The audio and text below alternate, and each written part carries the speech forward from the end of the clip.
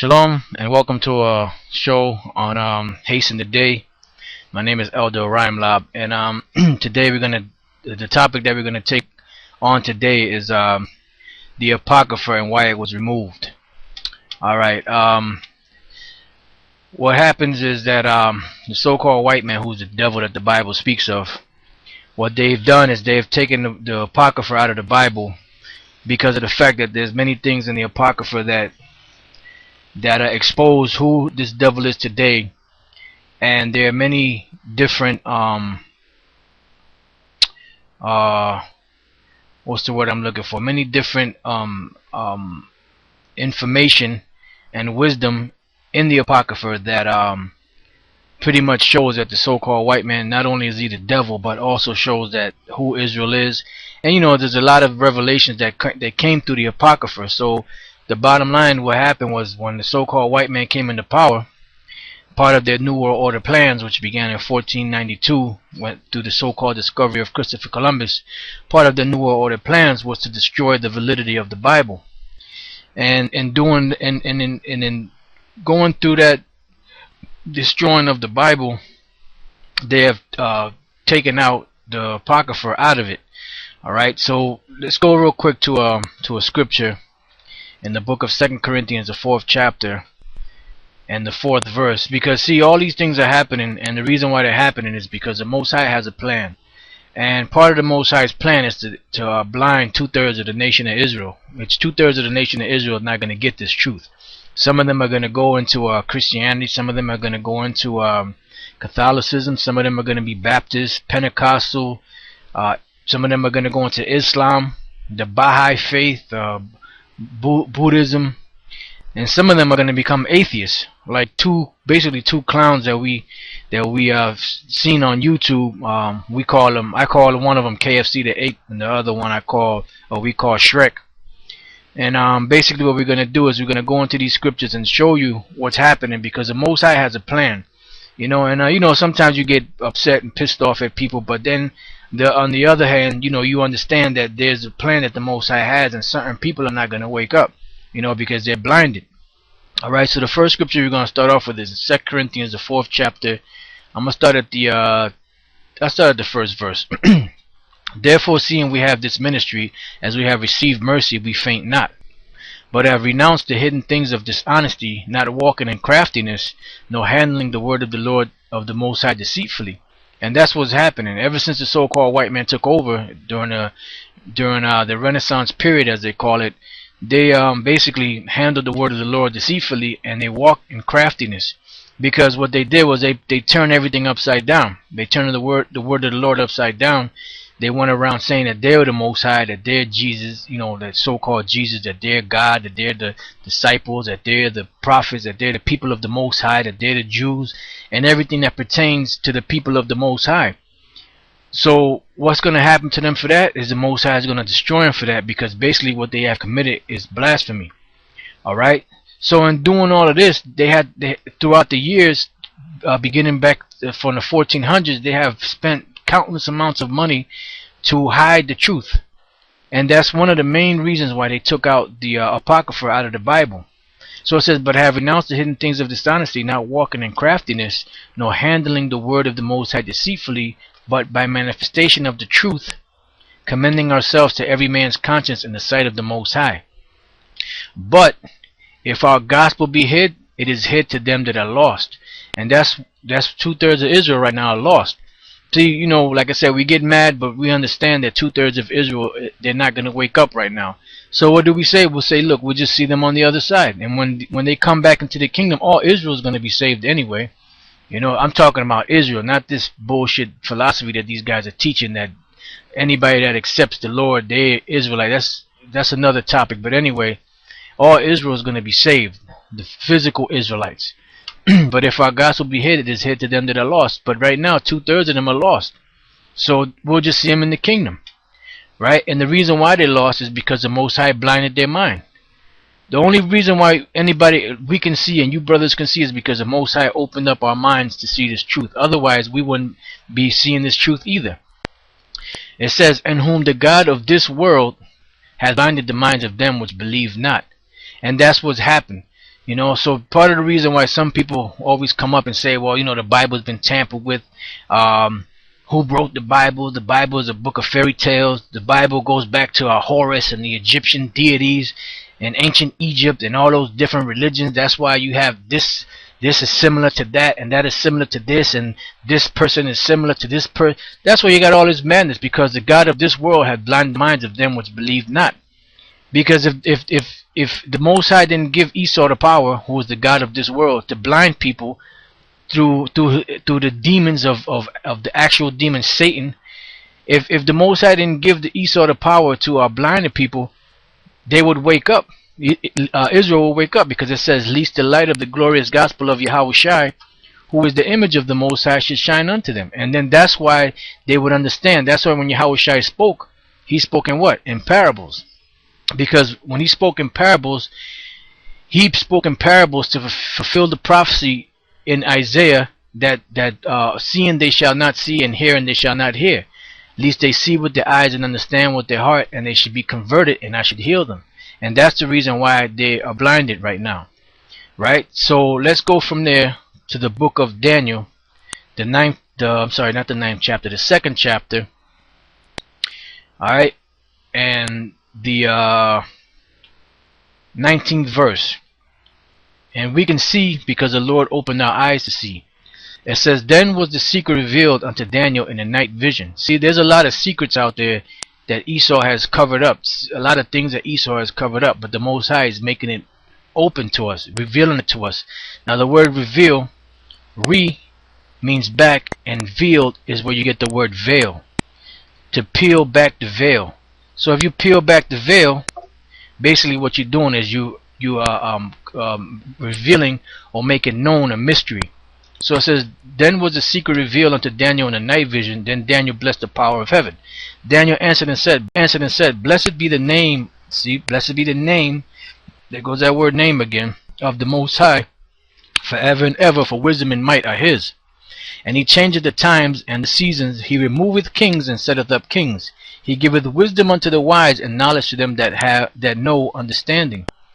He revealeth the deep and secret things." See, the Most High makes clear or takes the veil back of the deep and secret things.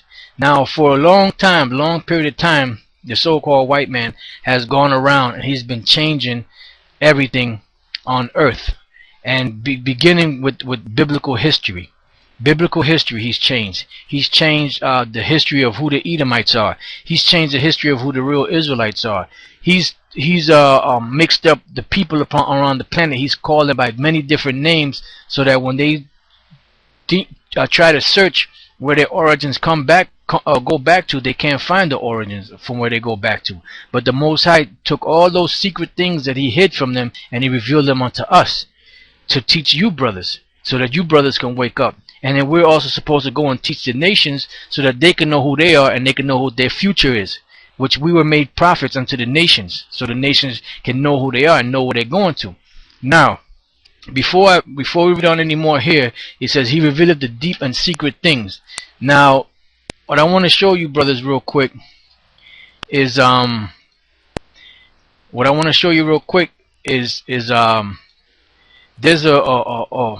because the main thing that we're dealing with right now is the removal of the Apocrypha. Now, there's a book called matter of fact, let me scroll up here. The book is called "To Eliminate the Opiate" by Marvin S. Antleman. This is a so-called rabbi among the so-called Jews, and he found out that basically what they were trying to do, the Illuminati was trying to do, was they were trying to destroy the Bible and the biblical teachings of the Bible. That's why you got things like zeitgeist today. You got people saying that Yahawashi is Horus, that really those are made up stories. You got these clowns, Rebel Alliance, saying that Serapis and that all this stuff is all fairy tales and made up. You got that dickhead Shrek kicking the Bible, which the Most High gonna deal with him on that. But this is a book that was written by Rabbi Martin S. Antleman, "To Eliminate the Opiate," Volume 1. And in this book, he basically goes back, to the origins, of where all these things basically happen. Now, when you scroll down to page 127, which we're gonna get right now, when you scroll down to page 127, which is right here, there was this guy here, Jonathan Ibishutz. He was the first heretical crypto-Sabbatean theologian. Now these crypto-Sabbatean theologians, basically what they were, is they were just set up to destroy biblical validity, or the validity of the Bible. Now what this guy did, this crypto-Sabbatean, he had students that came up under him. And one of the students that came up under him was a guy by the name of Carl Anton, right? See right here, Carl Anton. Matter of fact, show you that right there, Carl Anton. That's the guy that one of his main pupils, right? And this guy was given a task. Let's find out what that task was. Ibishutz's disciples had definitive objectives assigned to them so that they would play certain roles in the revolution. Now the word revolution, the word re means back, and volution is to turn. Revolution is to turn back. So whenever you hear the term revolution, or somebody coming against the government means to turn back to the way things used to be, or to turn back in favor of a particular person. In this case, that's the definition, to turn back to them ruling, the so-called Jews, you know, the international bankers. Right, so it says Carl Anton's assignment was to discredit the Bible. Alright, now as we read on down to page, I believe it's 130. Yep, page 130. It says here, this is how he did it. To effectuate his plan, Anton divides a game plan to discredit the Bible in a masterly blueprint that would take about 1 century to develop. The plan went into effect as scheduled, because remember, ever since 1776, when the Illuminati was set up, their whole goal and purpose was to destroy the validity of the Bible, to destroy historical events that would link them to the Edomites, to destroy anything that would give any bad views upon them as a people. So it says the plan went into effect as scheduled. Its essential features were implemented over a period taken nearly twice as long, for Anton could not anticipate future setbacks in the Illuminati timetable. Anton's blueprint was as follows. Number 1, develop a closed circle of intellectuals whose main objective would be to destroy the Bible. That's why you have, see, because these people out here, they're programmed. All you have to do is through the media, or through the radio, or through constant repetition, which is a term called inculcate, which means to impress upon the mind by constant repetition. All you have to do is say a certain term, and the people will pick up on it. If you say a certain term enough times, the people will pick up on it. Who wrote the Bible? Man wrote the Bible. That's a conspiracy theory, you know. So all these are things that are being said throughout the media, which people just repeat. They just repeat what they hear. So every time you make a point and you cut somebody in the Bible, their first thing is, well, who wrote the Bible? Man wrote the Bible. That Bible is not accurate. This Bible is this. The Bible is that. And that was one of the main things that these guys did. Develop a closed circle of intellectuals whose main objective would be to destroy the Bible. These intellectuals should be mainly academicians who should occupy chairs at leading universities. I mean, people that were already in these universities, but they wanted to get them up into the top higher echelons, or the higher parts of these universities, so they can change certain things.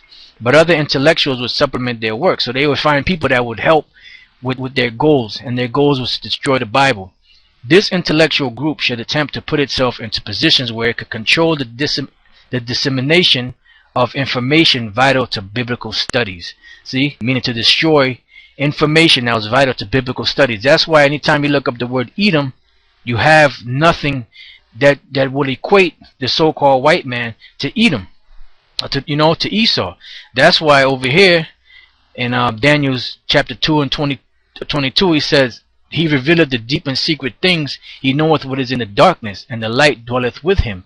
Because the so-called white man has hidden all these things, and that's why he has to pay. Now we're gonna go back there, but I just want to read this real quick. This is Isaiah 29 and 16. Surely your turning of things upside down shall be esteemed as the potter's clay. Meaning it's going to be known, it's going to be turned back around, and the Most High is going to take that vessel that he created as a whipping stick against us, and he's going to smash it. Just like a potter has a power to take a vessel of clay and throw it down and break it, That's how the Most High set them up to be destroyed. As so saith Proverbs 16:4. For shall the work say of him that made it, he made me not? Or shall a thing framed say of him that framed it, he had no understanding? So basically what the Most High is going to do is he's going to take all these things that Esau has done and turn them back the right way. Alright? So that's why it says this intellectual group should attempt to put itself into positions where it could control the dissemination of information vital to biblical study. That's why you can't go by every book that Esau writes. You can get certain information and certain references, like from the Compact Bible Dictionary, Blue Letter Bible, which is a Strong's Concordance, and certain other books that Esau writes. You can get certain information out of there, but you can't go wholeheartedly by that. That's why you got a lot of these assholes out there that's lost, because they wholeheartedly trust in everything that Esau puts out there. And one prime example of that is this guy, False Prophet 666. Anything that Esau puts down in books, he just goes along with it. Alright? So that's why it says that they would control the dissemination of information vital to biblical studies. This means they should gravitate to positions of authority in scholastic publications dealing with these fields, including libraries and archives.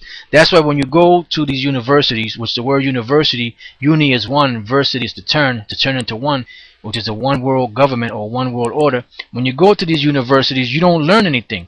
You try to go to a university to learn the Bible, they're gonna twist that thing around so much to where when you come out of there, you're gonna be more perplexed than when you first went in there. That's why the so-called DDs, or Doctors of Divinity, that come out of these colleges, they're basically just set up to destroy further destroy the validity of the Bible, so that people, especially our people, the Israelites, would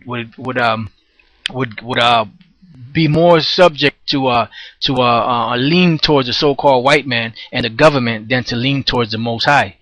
Now, with that being said, I gotta come back to Daniel, but I want to go to the book of Isaiah. We were just there, the 33rd chapter, and I believe it's the 20th verse, and it says,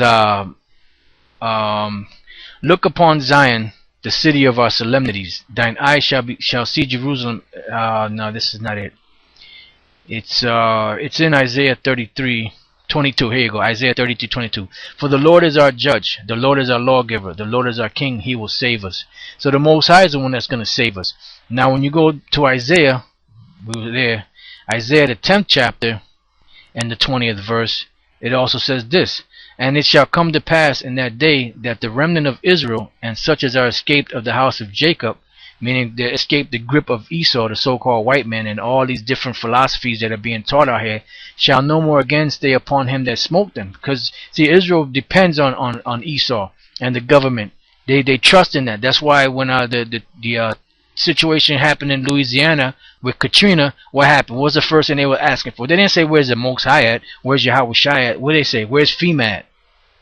Why? Because they trust in the so-called white man. They trust in his government more than they trust in the Most High. And that's one of the reasons why this whole biblical, which we're going to get into, the whole situation was set up to destroy the validity of the Bible, and have these preachers, have scandals come out on these preachers, so that when people would think about the scriptures and think about the Most High, the first thing that's going to come to their mind, instead of looking for salvation and being redeemed and being safe, they're looking at all the actions that happened. Or this guy was a pedophile, and this guy, he was a robber, this guy, he stole from the church, and this preacher, he committed all types of adultery with all kind of men and women in the church, homosexual acts. So they took all the attention away from the scriptures and from the Most High and put it on the people that are supposed to be teaching these religions. That's why we told brothers that this is not a religion. This is a worship. All right. So it said, but shall stay upon the Lord, the Holy One of Israel in truth. So that means Israelites were going to stay, or going to trust in the Most High, the Holy One of Israel, in truth. That's why you have to learn this truth, so that you can, when the whole shit hits the fan, so to speak, you can be protected and you can be safe. All right. So now let's go back here to number 4.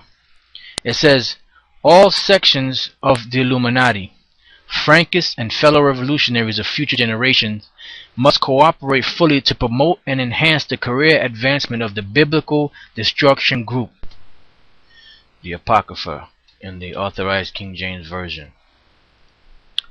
According to the book To Eliminate the Opiate, out of print by Rabbi Antelman, the Illuminati formed a committee entitled the Biblical Destruction Group in 1776. This committee disbanded 50 years later. In 1826, the Apocrypha, 14 books of the Bible, was removed from the Protestant edition of the King James Bible. What were in these books that the Illuminati had to keep from the average person? What truths had to be hidden, and particularly in the United States?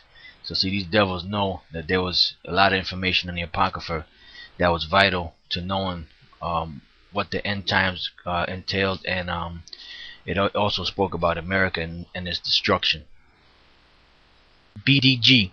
Now this Biblical Destruction Group, they were set up in 1776 when the Illuminati was set up, and supposedly they were disbanded 50 years later, but the only thing that was disbanded was the name, because the people were they still were continuing on in their quest. So the Biblical Destruction Group as a name, because it's nothing but a corporation, just like Macy's or JC Penney, they'll go out of business, but then they'll come back under a different name. And that's all that they did, because all Esau does is go from one corporation to the next. Just he'll do so much damage at one corporation and move on to another corporation. Just like America's a corporation. They did their damage, then they go under a different name. So this Biblical Destruction Group was started in 1776 during the birth and creation of the Illuminati, and then they were disbanded. This particular group was disbanded 50 years later, but they just went under different names. And in 50 years later, in 1826, that's when they took the Apocrypha out of the Bible. Okay, and should apply pressure where necessary towards that advancement. BDG, or the Biblical Destruction Group, must be self-perpetuating. Every member must produce at least one replacement for himself in his lifetime. In other words, in case anything happened to this guy, somebody had to be, at least one other person had to be trained in what they were doing, in their goals. Number 6, all media at the disposal of revolutionaries must be rallied to disseminate propaganda issued by any member of the BDG, or the Biblical Destruction Group. Number 7, people who are not members of the BDG but who seem to show an interest in pursuing anti-Bible thought should be encouraged without even their knowledge and catapulted into important positions. This will strengthen the BDG at any time in history. So that's what they've been doing for the last since 1776, and really before that. But the so-called Illuminati that's known today, the Bavarian faction of it anyway, was started in Germany in 1776, which was May 1st through Adam Weishaupt, which was given, money and orders by the Rothschild to set that group up. It said, as time goes on, those who accept the views that are fostered by the BDG should be in a position strong enough to destroy any academician or intellectuals who do not conform to their ideas. And that's why they do the things that they do. And anybody that comes against them, you better believe that they put them to death. Alright, now, since we hit that point, right, I want to show you, brothers, something else. When you go, see, because they systematically took the Apocrypha out of the King James Version of the Bible in 1826, I'm sorry.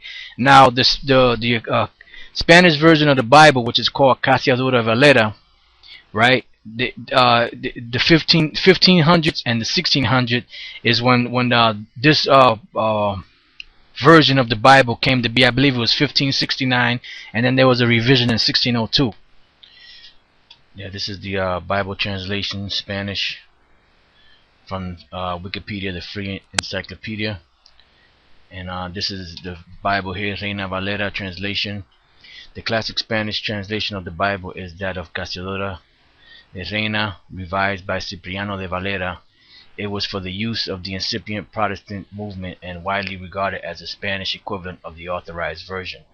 The first whole Bible in Spanish was printed in Basel in 1569, authored by Casiodoro de Reina.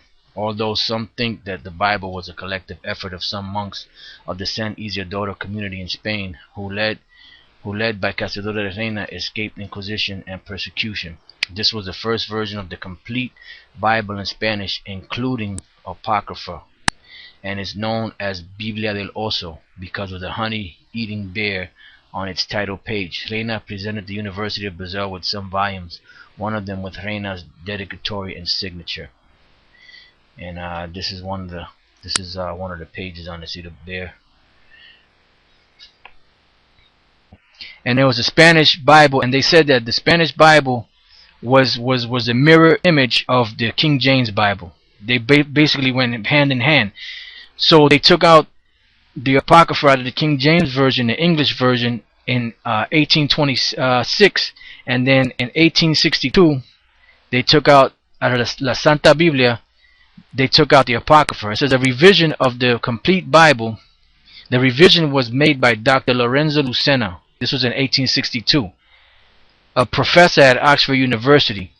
His changes included additional revisions in orthography, and a modernized diction was added. Let me show you this. The Old Testament Apocrypha, which had been placed between the Testaments, was removed. So that's when that was removed. And I'm going to show you that a little closer.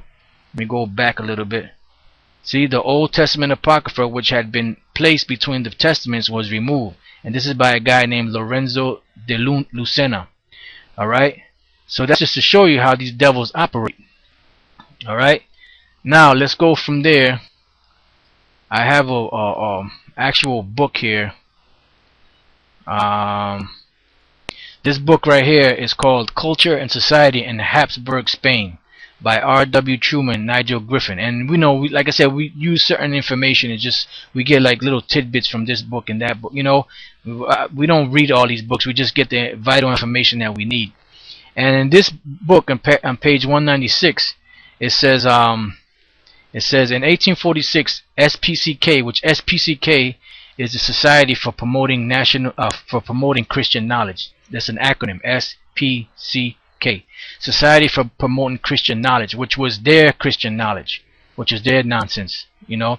But it says in 1846, SPCK asked Lucena, which is the guy we just talked about, to undertake a new version of the New Testament in Spanish, to replace that of the admittedly liberal Catholic. Torres Amat, Lucena refused, so he didn't want to do that, the New Testament. It says, and the work was entrusted to another Spanish exile, Juan Calderon, who later became professor of Spanish at King's College, London. However, at the time of his appointment to the Taylor Institution, or just after, Lucena did undertake for the SPCK, the Society for Promoting Christian Knowledge. It says Lucena did undertake for the SPCK his most famous,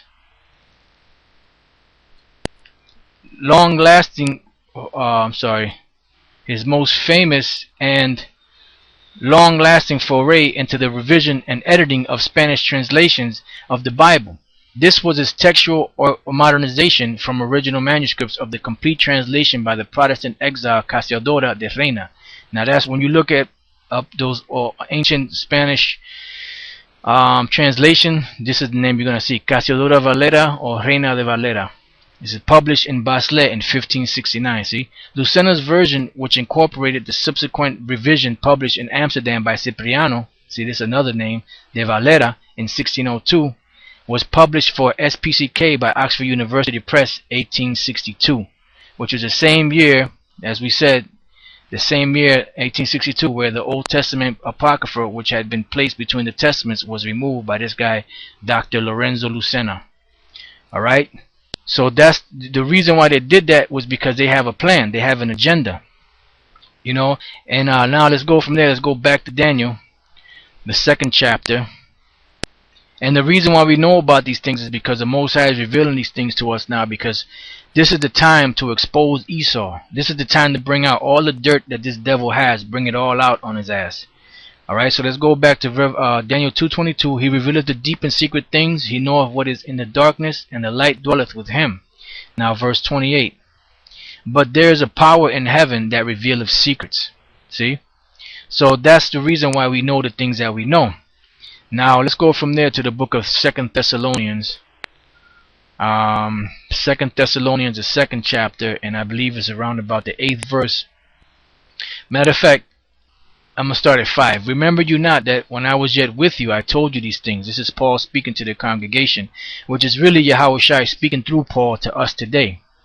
and now you know what withholdeth, that he might be revealed in his time. See? So Paul was telling them, and really Yahawashi was telling us back then, now you know why I withheld certain things, that he, meaning Esau, the devil, the so-called white man, might be revealed in his time. Because it wasn't time back then for Esau to be revealed. Alright? It says, for the mystery of iniquity doth already work. So the mystery of iniquity, who the devil is, was already in work back then 2,000 years ago, which was the Roman Empire. Only he who now letteth will let until he be taken out of the way. So that's the only reason why Esau is still ruling, because the Most High is allowing him to rule. It says, and then shall that wicked be revealed. And how is he being revealed? He's being revealed twofold. He's being revealed that he's the devil through his seed, or physical seed on the earth, which is the Edomites, and he's also being revealed as being the devil through all the lies that have been taught and all the things that have been hidden.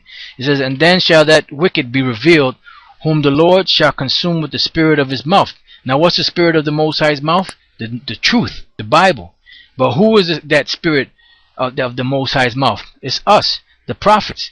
It says, whom the Lord shall consume with the spirit of his mouth, and shall destroy with the brightness of his coming. And that's talking about the thermonuclear destruction. So the first steps to destroying Esau and his bullshit is to expose him. That's why the Elder Tahar, beginning with the Elder Tahar, the Elder Gabar, and all the rest of the brothers, when we teach out there, we tell you brothers, that understand this truth, you got to get your behinds out there and teach, man, because the more this word goes out, the closer we go to this man coming down. So it says that he has to be revealed through the spirit of the Most High's mouth, meaning he has to be revealed. Judgment has to be pronounced on him, and shall destroy with the brightness of his coming. So if he's not revealed, he can't be destroyed. So he got to be revealed first, so the Most High can destroy him. It says, even him whose coming is after the working of Satan with power and signs and lying wonders. So if he's not revealed, he can't be destroyed. So he got to be revealed first, so the Most High can destroy him. It says, even him whose coming is after the working of Satan with power and signs and lying wonders. Because you see the so-called white man is a liar. You know, all the things that he has set up, all the lies that he has set up. And he's just constantly just trying to cover his tracks and cover his ass. But you know what? The Most High is taking all those veils, he's peeling all those veils back, so that people are seeing him and seeing his nakedness, seeing his shame.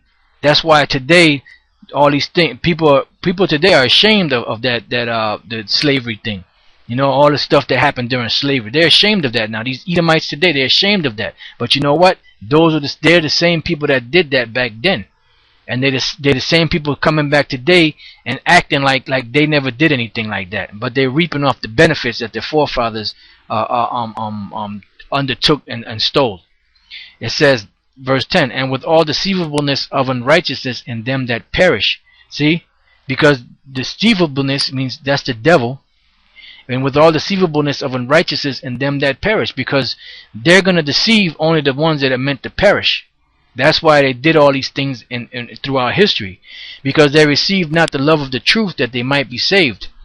And for this cause the Most High shall send them strong delusion, that they should believe a lie, that they all might be damned who believed not the truth, but had pleasure in unrighteousness. So basically, the so-called white man, he's not going to change.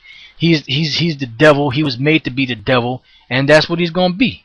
Now, I want to show you, brother, something real quick. This right here is of the Spanish Bible, right? Right here you see Sagrada Escritura, which is sacred scriptures. Then it says Biblia, right?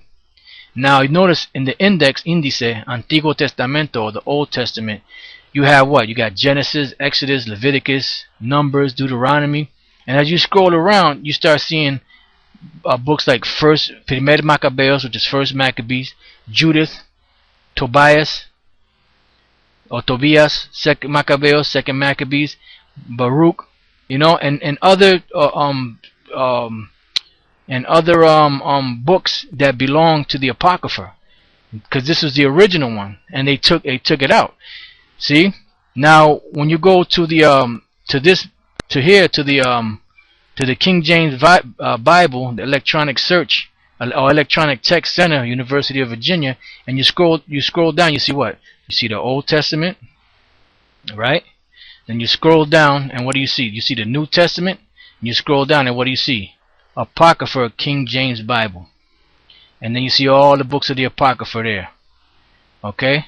Why? Because the so-called white man is the devil that the Bible speaks of. And he took all these things out, and he did it for a purpose and for a reason. Now, let's go to, this is the protocols of the learned elders of Zion. Alright? And this basically is, I had it highlighted, the page that I was on, so just bear with me 1 second. And we're going to go to protocol number 16. And the reason why we're going to go to protocol 16 is because there's a point that we have to make there. Here you go, protocol number 16. Let you get, brother, get a view of that. Alright, see, protocol number 16, the protocols of the learned elders of Zion. Now, what they're saying in this thing here, let me scroll up a little bit. There's a warning here. Warning, this document is a proven anti-Semitic forgery and hoax. You know, and it goes on to say that abuse, abuse is strictly forbidden.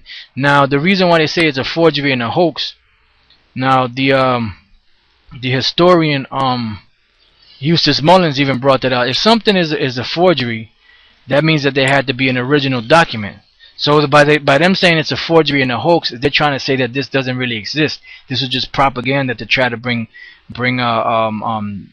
doubt and try to bring accusations against these so-called Jews, which is a damn lie. So for something like Eustace Mullins said, for something to be a forgery, that means there was an original book or original protocols and somebody made a copy of it. Alright? So now this is protocol number 16. It says emasculation of the universities. Now the term emasculation basically means to take the man out. Here we go, a free dictionary online. Emasculate.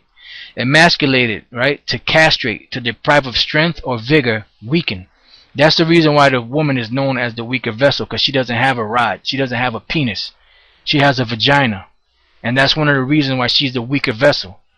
Alright? It says to castrate, to deprive of strength and vigor, weaken, deprived of virility. Now the word virility or virile means man. Strength or vigor. Latin emasculare, from ex, which is out, and masculus, which is male. To take out the male. So basically what they're doing is in these so-called societies, right, and these so-called universities, they're taking out the masculinity of it, and they putting in that vibration of the woman. That's why you have that what's called the alma mater.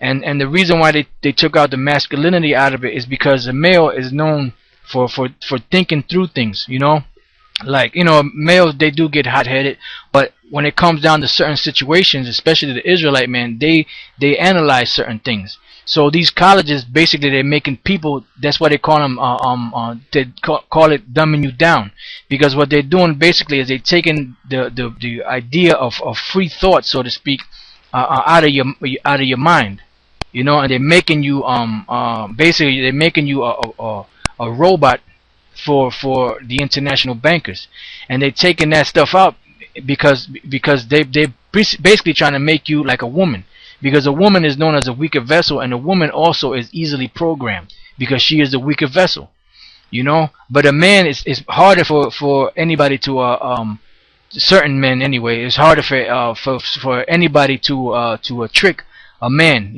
especially an Israelite man. That's why when the serpent, which was a man, came to Eve, he didn't go to Adam, and he used a woman to come against Adam, to make Adam fall.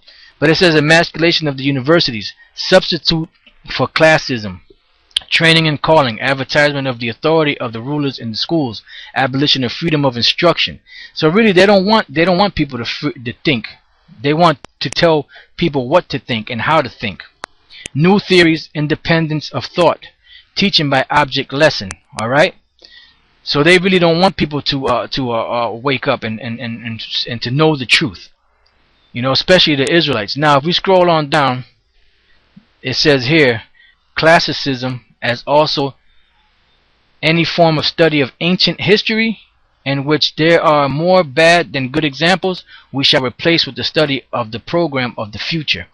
We shall erase from memory of men all facts of previous centuries which are undesirable to us. See, it says, we shall erase from the memory of men the facts of previous centuries which are undesirable to us, and leave those which depict all the errors of the governments of the Goyim, which is the nations. Now the reason why they're saying that is because that's exactly what they did. They took out all, and then not only things that were undesirable to them, they took out all in history. They took out all in history in these schools and everything. They took out all the history that's pertinent to known biblical studies.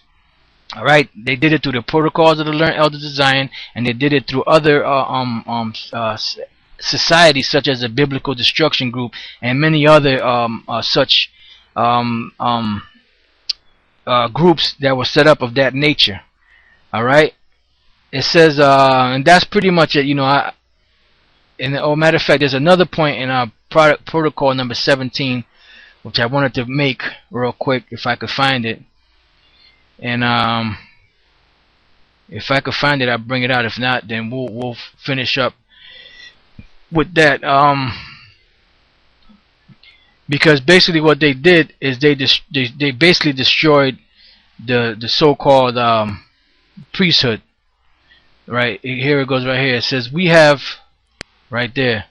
It says just bear with me 1 second. Yep, it says we have long past taken care to discredit the priesthood of the Goyim, which they call the other nations Goyims, but they're really part of the Goyim, or part of the Goyim, which are the other nations. We're not part of the Goyim. We're Israelites, but when our people go away from the laws, statutes, and commandments of the Most High, they become uncircumcised. They become Goyim, or as they call them, Goyim, and thereby ruin the mission on earth, which is in these days might still be a great hindrance to us. That's why they've done that. That's why every time you hear about a pastor or anything of that nature ripping people off and doing all type of madness and doing all type of wickedness in these churches, that's just a way of these international bankers destroying that relationship that Jake has with the Most High. You know, even though they don't know the Most High, it tells you in Romans the 10th chapter, they have a zeal of the Most High, but not according to knowledge. All right, so that's pretty much it. I'm gonna go here to a couple of scriptures that, because the point is pretty much made. So let's go to the book of Proverbs, the 30th chapter, and you know, you can go on and on with this stuff, but you just want to make the points. Proverbs 30 verse 5. Every word of the Most High is pure. He is a shield unto them that put their trust in him. Add thou not unto his words, lest he reprove thee, and thou be found a liar. And in this case, they took away from the words of the Most High. Now, let's go from there to Deuteronomy, the 4th chapter, and the 1st and the 2nd verse. Now therefore hearken, O Israel, unto the statutes and unto the judgments which I teach you, for to do them, that you may live, and go in and possess the land which the Lord power of your fathers giveth you. You shall not add unto the word which I command you, neither shall you diminish aught from it, that you may keep the commandments of the Lord your power which I commanded you. So it says you're not supposed to add, and you're not supposed to take away from the word. You know, like this only applied to us at one time, but now it applies to Esau, because all the things that apply to us, that brought curses upon us, upon the real Israelites, now is going to be put on Esau and the other nations. All right, let's go from there to the book of Revelation, the 22nd chapter, the 18th and the 19th verse, and it says this. It says, for I testify unto every man that heareth the words of the prophecy of this book. If any man shall add unto these things, the Most High shall add unto him the plagues that are written in this book. And if any man shall take away from the words of the book of this prophecy, the Most High shall take away his part out of the book of life, and out of the holy city, and from the things which are written in this book. And this is really dealing with Israel, but like I said, it applies to Esau now. Alright, because it is in the power of their hands to do this. That's what they've done. That's why they set up Biblical Destruction Group. That's why they set up different groups out there that their main goal and purpose was to destroy the validity of the Bible. You had, you know, other Edomites that helped in this quest, and you had wicked ass niggas like you had back during the time of Antiochus Epiphanes that helped the so-called white man in his quest. You know, matter of fact, before I read this, I'm gonna come back to it. Let's go to the book of what is that? Daniel 11. Is that Daniel's 11 and 14? Just bear with me 1 second. I believe it's Daniel chapter 11 verse 14. I just want to make sure. Is it 14? Right here, yep, Daniel 11:14. And in those times there shall many stand up against the king of the south. That's dealing with Ptolemy. All right, because you know there was a series of Ptolemies. I don't remember exactly which Ptolemy this was, but this was a Ptolemy just before Antiochus Epiphanes, who was of the Seleucid Empire, came to rule. So it says, in those times there shall many stand up against the king of the south, also the robbers of thy people. Who's the robbers of thy people? Talking about the wicked Israelites. The robbers of thy people shall exalt themselves to establish the vision, but they shall fall. What was the vision that they were trying to exalt? The one world order of Antiochus Epiphanes. But it says, but they shall fall. That's why it says in Psalms, the 2nd chapter, which we're going to get real quick, Psalms chapter 2, verse 1, it says, why do the heathen rage and the people imagine a vain thing? See, so the heathen are raging, trying to set up this new world order, and the people, which is Israel, they imagine a vain thing. Now let's go from there to 1st Maccabees, the 1st chapter, and I believe is 42nd or 43rd verse around there. Right, 41. Moreover, King Antiochus wrote to his whole kingdom that all should be one people. So that was the vision that the robbers of thy people were trying to establish, but the Most High didn't allow that to happen. Let's go back there real quick again. Daniel chapter 11 verse 14. It says, and in those times there shall many stand up against the king of the south. Also the robbers of thy people shall exalt themselves to establish the vision, but they shall fall. And that's what happened. And they didn't succeed during the time of Nimrod. They didn't succeed in any empire that was set up a one world government. And they're not going to succeed now, because the Most High set it up to where every nation on the earth is supposed to be separate from another.